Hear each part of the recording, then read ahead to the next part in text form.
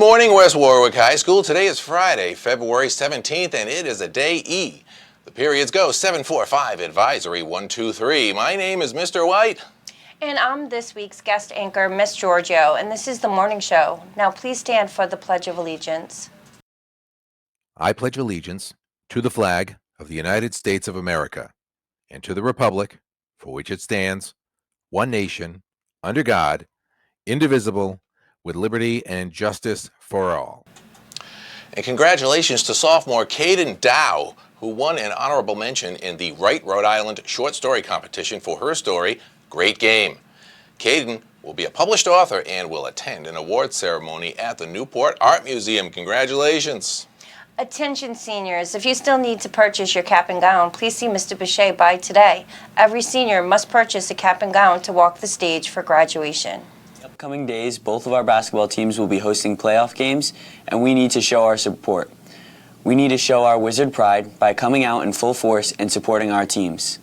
Unfortunately, there have been incidents during this year that we, as Wizards, have not shown our best selves and have taken the focus away from our athletes. Recently, fans from a Rhode Island high school were called out in the media for making extremely inappropriate comments directed at another team. I'm reaching out to you on behalf of our Factory Street fanatics to ask that you set the example for proper fan behavior. And I'm also here to share some guidelines from our administration and the Rhode Island Interscholastic League. First, we must always provide positive support for our team. We must never ridicule or degrade the opposing team or players. Next, we must conduct ourselves in an exemplary manner. We must represent our school both at home and away games. We must remember that there are a lot of eyes and ears from a variety of people in the stands.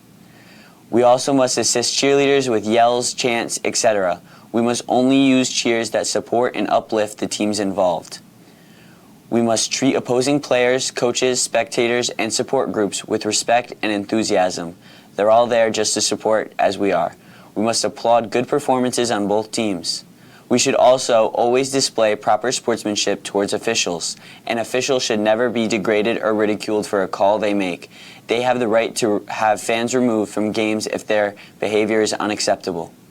We must use only positive cheers, signs, and chants during a contest. We must always support our team and the efforts of all participants involved. We must show respect for the opposing players, coaches, spectators, and support groups. We must treat them as guests to our school. Calling out an opponent by name or number is not acceptable and will result in a fan removal from the game and subsequent consequence from school administration. We must recognize and show appreciation for an outstanding play by either team.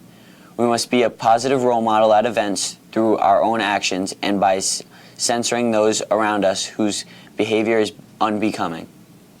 In closing, we must show our support for our Wizards. They've worked extremely hard all year to put on the performances and go out and do what they're doing.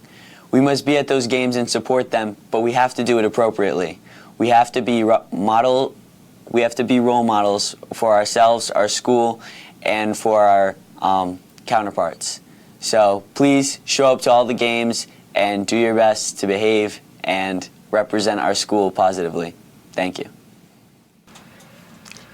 And you will get a chance to try out those skills mentioned in that video with sporting events coming up here at West Warwick High School. Let's start with the home playoff games with the girls and boys basketball teams hosting postseason action on Monday and Tuesday. The girls will play Monday at 6 and the boys will play Tuesday at 6. If you can't make it to either game, then you can watch them live on this YouTube channel. And you can yell at the officials at home. Nobody will hear you, so it's okay. And tomorrow at 9 p.m., the Night Wizards hockey team plays its last regular season home game against the St. Ray's PCD Co-op as they celebrate the seniors on the team as well. West Warwick High School TV will also carry that game live with coverage starting at 8:45, even though it's past my bedtime. And also on the sports schedule, tonight the hockey team plays at home versus the North Smithfield North Providence Johnston Co-op at 7. And tomorrow the cheer squad has a competition at North Smithfield at 11. The wrestling team is at Coventry for the sectional tournament at 9 a.m. And the boys and girls indoor track teams are at the state championship meet in Providence. Also on Saturday, the gymnastics team is at the state championship meet at Rhode Island College at noon, and on Sunday the team is at the Coaches Invitational Championship meet at the Newport County YMCA at 3, and the cheer squad hosts a competition in the gym at 2 p.m. And now, the weather, high will be 59, low 21. It is currently 50 outside. It's like a heat wave for February. Sunset is at 5:20 p.m. Expect to see lots of water falling from the sky at many points today, so we give it a 6 out of 10 on the weather meter. Celebrating a birthday today are Jennifer Aguilar Castellanos, Gia Yi Chen, and Julia Hernandez. They share their special day with basketball superstar Michael Jordan, who turns 60. And on Saturday, special education teacher Mrs. Danielle Irving celebrates another trip around the sun with Ron Rice and Justin Sisson. They share their special day with actress Molly Ringwald, who will turn 55. Happy birthday, Wizards. And we are going to end this show with the Diversity Committee's tribute to Black athletes for Black History Month. Hi, my name is Brendan Rathier. I'm a member of West Warwick Diversity Committee, and I wanted to share some prominent athletes of Black History Month. Starting off with a local sports figure, in 1978, Willie O'Ree became the first black hockey player to play in the NHL after joining our very own Boston Bruins.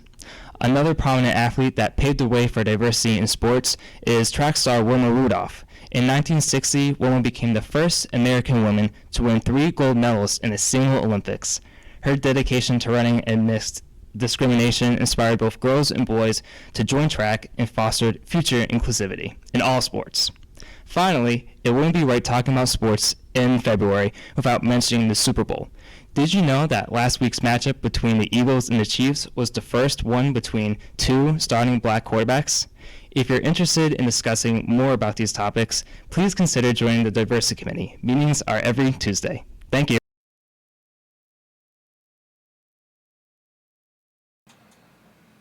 That's it for today's show. Have a fantastic Friday and a great vacation week. We will see you right back here after the break.